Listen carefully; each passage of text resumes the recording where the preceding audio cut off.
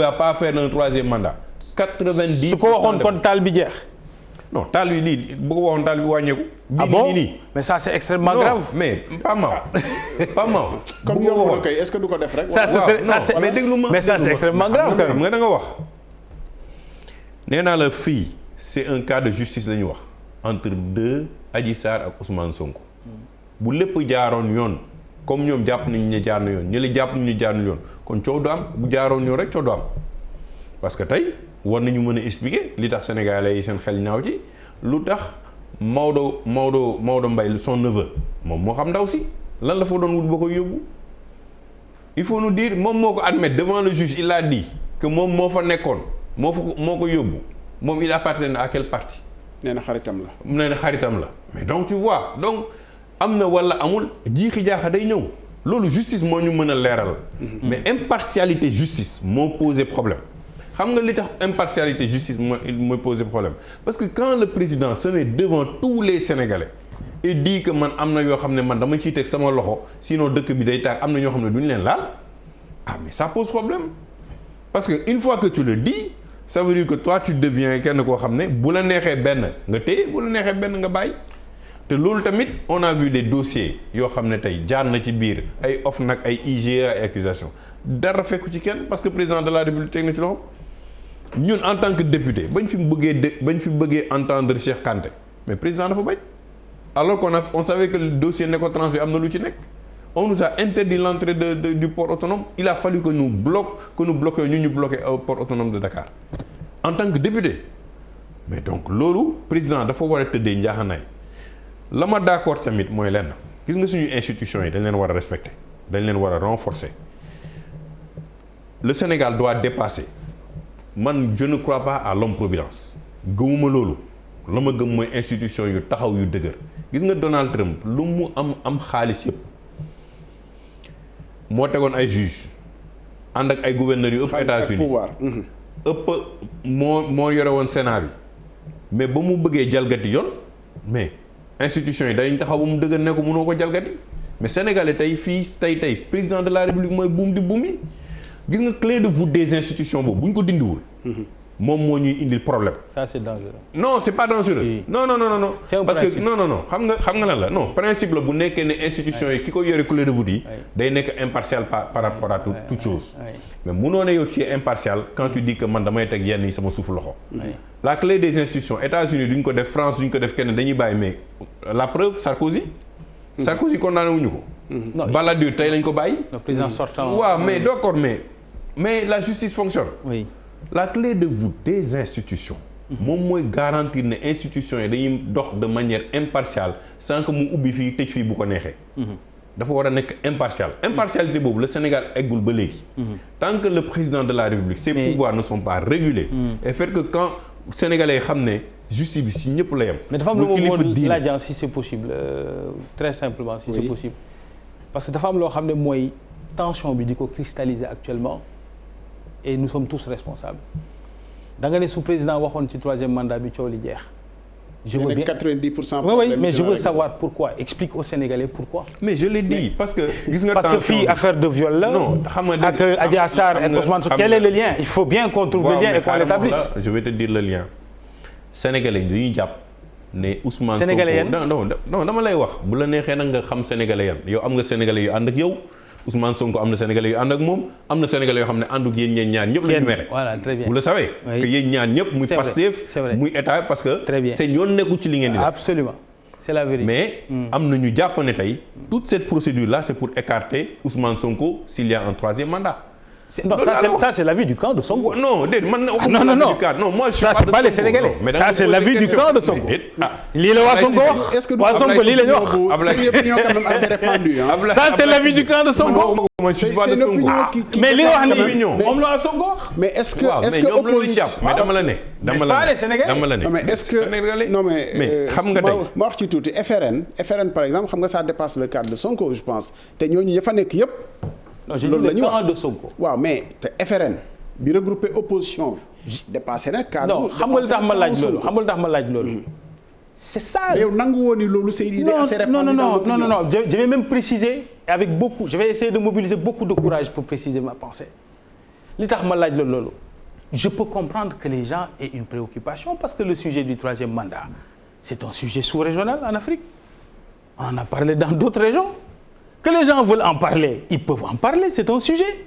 Mais on n'en parle pas parce que c'est un sujet au Mali, on en parle parce que c'est un sujet chez nous. Mais nous sommes de l'Afrique occidentale, oui, ce que je veux dire. Non, les gens sont très loin des préoccupations du Niger. Non, li ma bëgg a wax mooy c'est un sujet dont on parle chez nous et en Afrique occidentale, donc il est tout à fait normal qu'on puisse en parler comme sujet. Mais un sujet entre privés qui se passe dans un espace privé où l'homme politique est dans une situation privée et dans sa vie privée et qu'il survienne un conflit privé qui ne les concerne que d'eux, il est absolument dangereux pour tous de dire que loolu noonu li ñu ci gis ba pare engagé ci Sénégalais yi mooy que derrière il y a peut-être le projet ou peut-être le complot ou en tout cas la théorie du complot l'ours ou celui qui a vu l'ours que le président de la République moo nekk derrière loolu dañ ko war a dindi parce que xam nga tax suñ ko dindiwul seen waaw bàyyi ma terminer rek après dama bëgg a daaneel rek comme ça waaw mais puisque maa ngi terminer waaw mais puisque et même ça je vais te dire il n'a pas tort parce que c'est les règles du jeu démocratique c'est un faux procès les démocrates travaillent tous les jours à réduire les républicains à leur plus simple expression attendez bàyyi ma daaneel waaw non dama nag moo ko laaj les républicains travaillent chaque jour à faire en sorte d'être au pouvoir, c'est tout. Mais par contre, mais pour terminer sur le sujet qui est important, il y a même mais pour terminer sur le sujet qui est important, qui renforce quand même. Mais sur le sujet, l'opposition. Sur le sujet, mais sur le sujet du troisième mandat, parce que c'était ça. Prendre le point de vue de Sonko et de ses partisans et le généraliser pour les Sénégalais sur la question du troisième mandat, non. Je pense que tous les sujets politiques. Il arrivera un moment où on le posera et on en discutera avec sérénité parce que nag leneen li ma gëm mooy la démocratie sénégalaise nous dépasse tous tant que nous sommes et en tout cas fii Sénégal lii yóbbu nit nga gagné nga jéey am réew ay urne la ak le suffrage universel et des élections mënul am leneen. Est-ce que juste ma laaj ko après mu ñëw mais rapidement mënuloo quand même jàpp ni c'est une idée assez répandue dans l'opinion au-delà de Pastef parce que wax naa la Front de résistance nationale qui dépasse quand même le cadre de Pastef. Oui, j'ai dit le camp de Sonko, hein, j'ai pas parlé de Pastef. FRN c'est pas le camp de Sonko quand même. Aujourd'hui. Non, mënoo réduire opposition bi yëpp au camp de Sonko. Aujourd'hui bon enfin d'accord, on se comprend. Ah. Je parlais pas de Pastef. Je veux qu'on s'entende sur ça. Boo nee le camp de Sonko quand même am nay leader yoo xam ne ñu ngi ci FRN te bokkuñ le camp de Sonko. Est-ce que nangu nga ni dans l'opinion c'est assez répandu que ni problème mu troisième mandat bi moo jur tension yu bëri ci réew mi. Oh non, dans le sujet de l'actualité politique en général, mais depuis 2019, au lendemain des élections présidentielles, le débat s'est posé tout de suite. On a même dit, ñun ñu ngi doog a fal bàyyi leen ñu yeggali. Mais on est en 2021, que le sujet continue de se poser, c'est pas le problème. Mais je dis que dans ce cas précis, où il y a un événement qui se passe dans l'espace privé, il faut quand même faire la dichotomie entre les deux. Sinon, situation bu mel ni ce soir lay poser et ça c'est un peu dommage loolu moo doon sama xalaat ci mbir mi quoi. Pape Mahawa li nga wax. xam nga tey man li ma la wax je le dis parce que j'analyse une situation qui est dans le pays je suis pas avec Sonko je suis pas avec Pastef. Oui. Je le dis. xam nga tey lu ku. nee nañ man xam nga sama wolof leer. Ndobin waaw mais lii du Ndobin. waaw mais Ndobin la. non Ndobin la parce que xam nga tey wax nga ko sànq les républicains ne réduisent pas les démocrates à leur plus simple expression. Qu'est-ce que tu entends par réduire? C'est une compétition ouverte. Mais non c'est pas une compétition ouverte parce que tu n'utilises pas les institutions pour écarter des candidats. Khalifa on l'a écarté. non qu'on s'entende. Non attends mais da nga wax ba pare mais ma pare sama développement. Les républicains ils ont des règles. Les règles c'est quoi 2 mandats duñ ko weesu. C'est très bien. waaw mais Trump mënu ko woon dépasser. Trump il a attaqué la justice partout. Oui. Les démocrates il n'a pas pu réduire la démocratie à sa plus simple expression. Pas la démocratie non. Non moom laa la wax non attends si les mots sont importants. Non waaw d'accord les mots sont importants waaw d'accord. Réduire l'opposition il y a le pouvoir et l'opposition en démocratie. Non pourquoi on doit réduire l'opposition. le président gouverne. Oui. L'opposition s'oppose par rapport à un programme li nga wax sànq moo ci am bu nekkee d'accord nañ ci d'accord ko mais quand tu dis réduire et utiliser des mécanismes yoo xam ne pour écarter des candidats non quand tu utilises des mécanismes pour écarter bu amul woon kenn du ko wax bu amul woon du ma ko inventer je n'invente pas des choses qui sont là réelles. Aujourd'hui, le président de la République, li ma wax ci troisième mandat bi, il règle 90% des histoires des Sénégalais. Pourquoi on refuse d'en parler? Pourquoi c'est un sujet qui doit être tabou? Parce que je considère que dans cette histoire-là, elle est carrément quelque chose. 90% des Sénégalais s'attendent, la plupart des Sénégalais s'attendent à ce que le président de la République se prononce aujourd'hui pour calmer le jeu. Ils s'attendent aussi aujourd'hui qu'ils donnent des orientations par rapport au pays parce que fu mu ne nii jaaxle nañu. loolu nag ñu ngi ñaan président de la République mu taxawu ci. On est tous des responsables dans ce pays-là et on demande à tous les Sénégalais. Que ce soit de tous bords, que ce soit le pouvoir. Que ce soit Pastef, que ce soit les jeunes nañu delloowaat seeni xel. na lii ñu jaar yoon. ñu dindi garde à vue bi ñu ci dindi. Ousmane Sonko tontu bu amul lu ci nekk ñu bàyyi ko.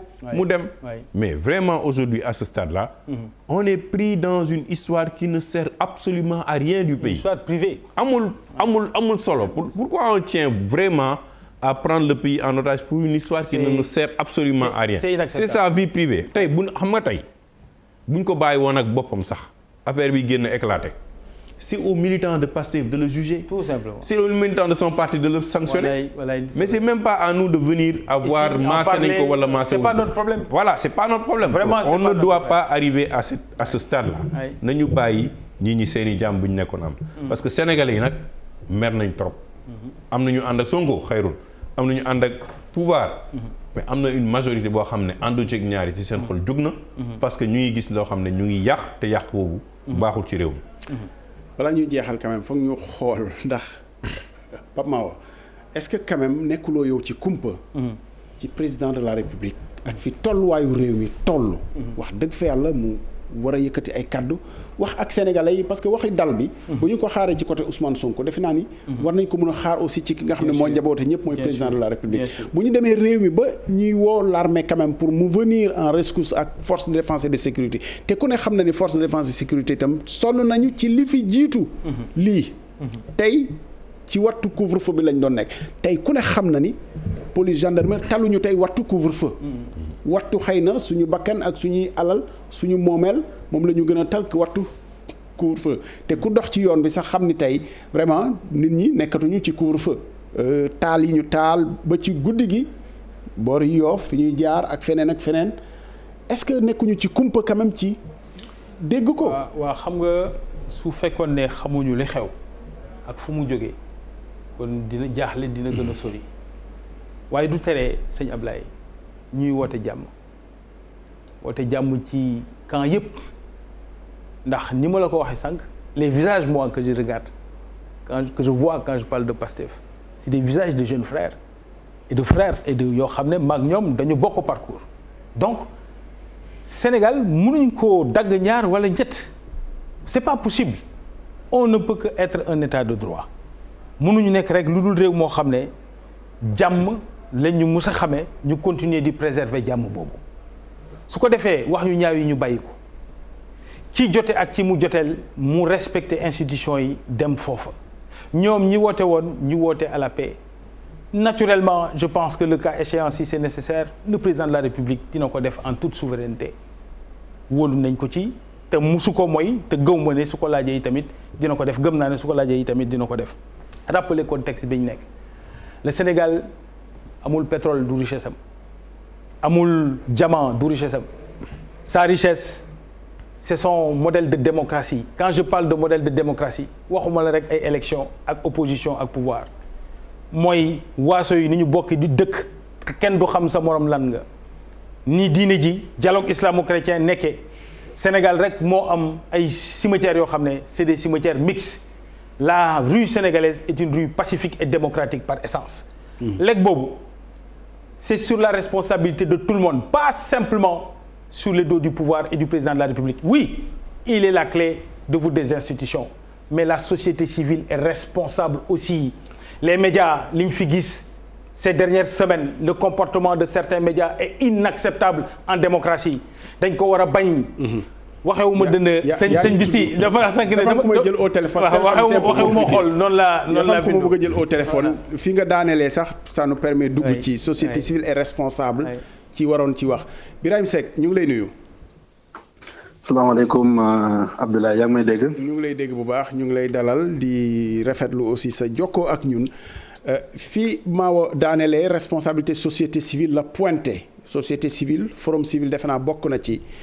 lan nga dégg ci waxtaan wi ak fi mu mujjee daanelee est-ce que am nga ci loo ci mën a tontu parce que engagé na la aussi en tant qu'organisation société civile.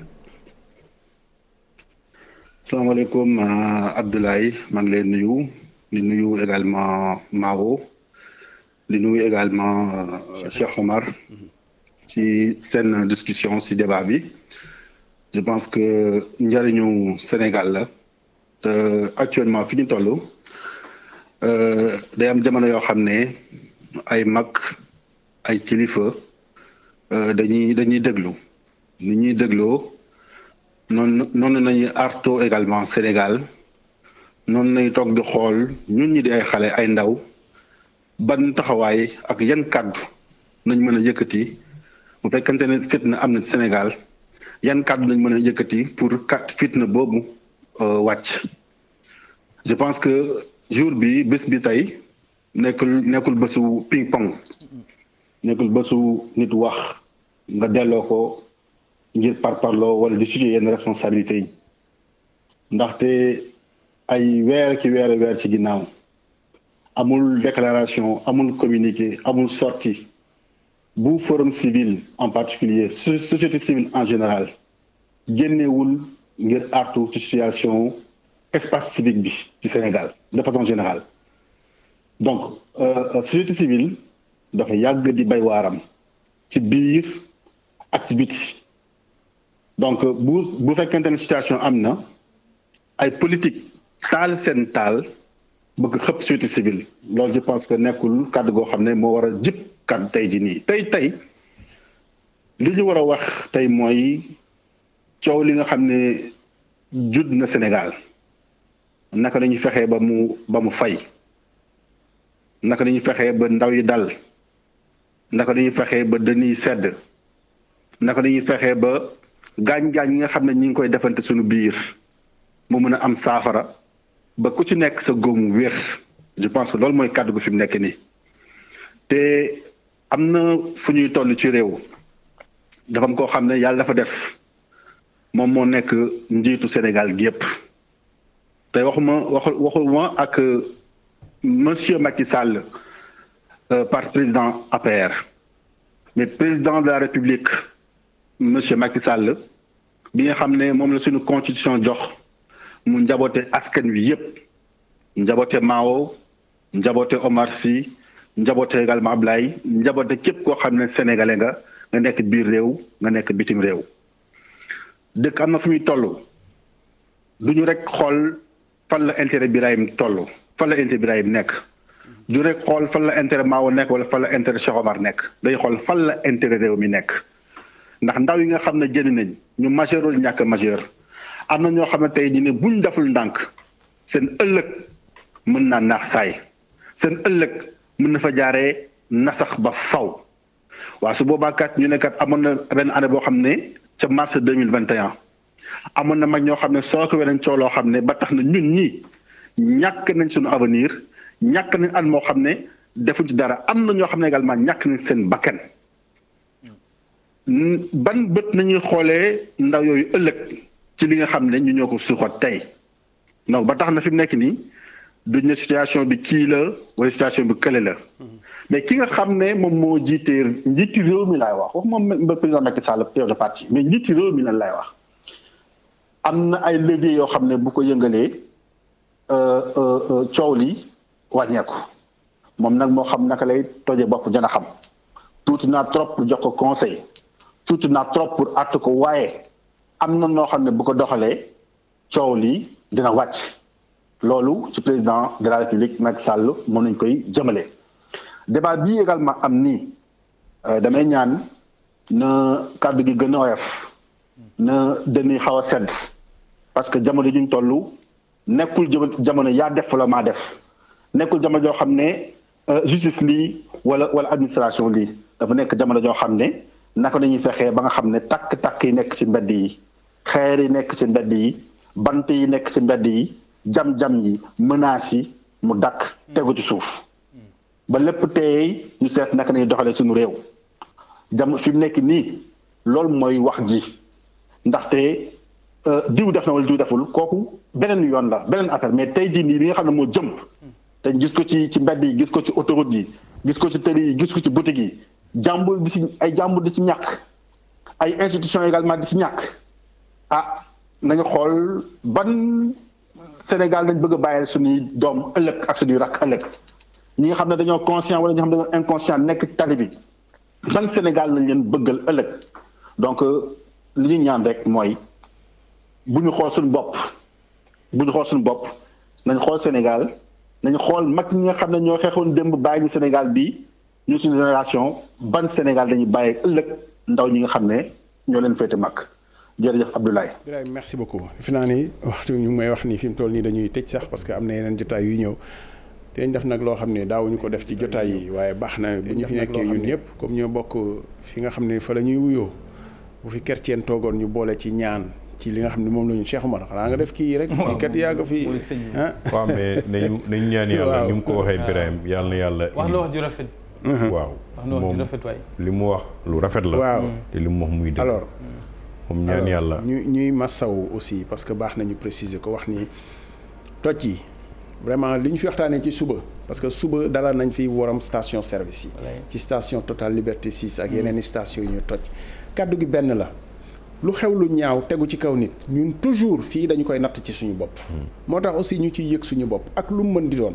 moo tax tey it bu ñu lu diis dalee ci suñu mbokk yi nekk Médina te man ba ma fay jógee sax yàggul naka noonu la xewee aussi ci Le Soleil am na dog-dog yu leen fa dàpp waaye loolu yëpp ñi koy def xam ni ñoo bokk lépp parce que ñi ñuy bàkk tey ñoom la ñuy xarab suba ëllëg ñu bàkkaat leen donc loolu mooy wane ni vraiment liggéey bi ñuy liggéey amul péete amul parparloo ku ne nag mën ñu ci am yëg-yëg en tout cas fii ñu nekk nii moom péete amu fi te fii ñëpp a fi am kàddu donc bu ñu ko gàntalee Sénégal la ñu yàqal defe naa ni reflété na Sénégal miroiru Sénégal la ñuy massaw aussi ñi nga xam ne vraiment seen liggéey yàqu na am na ñoo xam ne li ñuy liggéey suba moom la ñuy añee wala ñu reeree suba sóoraale ëllëg barki démb yoonu Cheikh Anta Diop bi am na taaba yoo xam ne liggéeyuñu te loolu yëpp ay yàqu-yàqu la yoo xam ne jar nañu bàyyi ko xel maintenant li nga xam ne moo fi nekk nag xëy na li wolof di wax nettali xuloo la te bu ñu taxawee ku nekk taxaw fi nga taxaw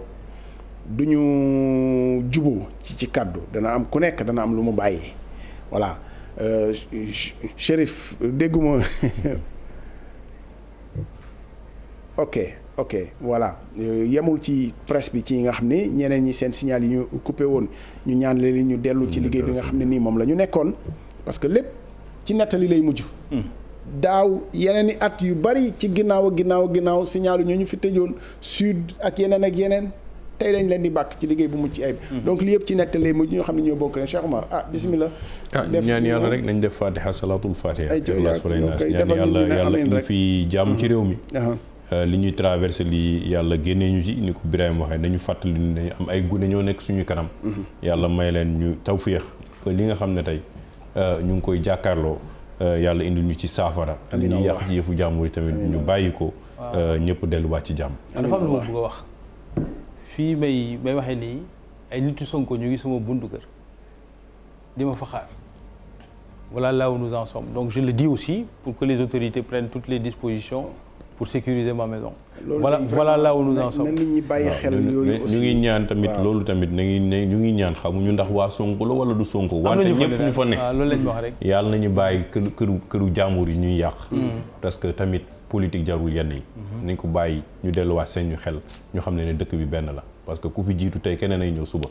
bismillahi rahmani rahim alhamdulillahi rabbil alamin arrahmani rahim maliki yawmi din iyyaka na'budu wa iyyaka nasta'in ihdinas siratal mustaqim siratal ladzina an'amta alayhim ghayril maghdubi alayhim waladdallin allahumma salli ala sayyidina muhammadin al-fatih lima ughliqa wal khatim lima sabaqa nasiril haqqi bil haqqi wal hadi ila siratikal mustaqim wa ala ahlihi haqqa qadrihi wa miqdarihi azim li ilaf quraishi ila fi mirhi ladashida wa sayf falyabudu rabb hadha al-bayt alladhi yad'amuhum min ju'in wa aman min khawf li ilaf quraishi ila fi mirhi ladashida wa sayf falyabudu rabb hadha al-bayt alladhi yad'amuhum min ju'in wa aman min khawf li ilaf quraishi ila fi رحلة الشتاء والصيف وليعبدوا رب هذا البيت الذي أطعمهم من جوع وآمنوا من خوف قل والله أحد الله الصمد لم يلد ولم يولد ولم يكن له كفوا أحد قل أعوذ برب الفلق من شر ما خلق من شر غاسق إذا وقب من شر النفاثات في العقد ومن شر حاسد قل أعوذ برب الناس ملك الناس إله الناس من شر الوسواس الخناس الذي يوسوس في صدور الناس من الجنة والناس وهم فيها سبحانك اللهم وتحياتهم فيها سلام وآخر الحمد لله رب العالمين إن الله وملائكته يصلون على النبي يا أيها الذين آمنوا صلوا عليه وسلموا تسليما وصلى الله عليه وصحبه وسلم تسليما سبحانك رب العزة عما يصفون والسلام